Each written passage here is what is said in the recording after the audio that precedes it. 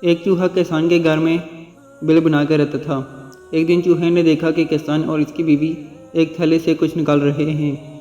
چوہے نے سوچا کہ شاید کچھ کھانے کا سامان ہے۔ خوب غور سے دیکھنے پر اس نے پایا کہ وہ ایک چوہے دانی تھی۔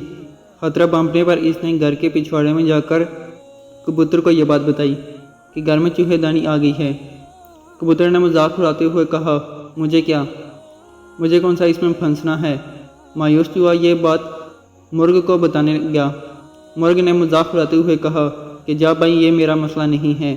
مایوس چوہے نے دیوار میں جا کر بکرے کو یہ بات بتائی اور بکرا ہنستے ہنستے لوٹ پوٹ ہونے لگا۔ اسی رات چوہے دانی میں کھٹک کی آواز ہوئی جس میں ایک زہریلا سانپ پھنس گیا تھا۔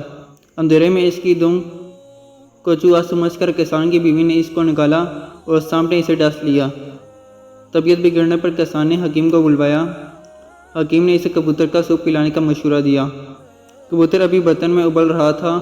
خبر سن کر کسان کے کئی رشتہ دار ملنے آ پہنچے، جن کے کھانے کے انتظام کے لیے اگلے دن مرغ کو ذبح کیا۔ کچھ دنوں کے بعد کسان کی بیوی مر گئی۔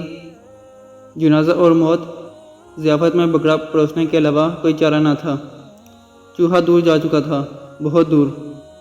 اگلی بار کوئی آپ کو اپنے مسئلے بتائے اور آپ کو لگے کہ میرا مسئلہ نہیں ہے تو انتظار کیجیے اور دوبارہ سوچیں، ہم سب خطرے میں ہیں۔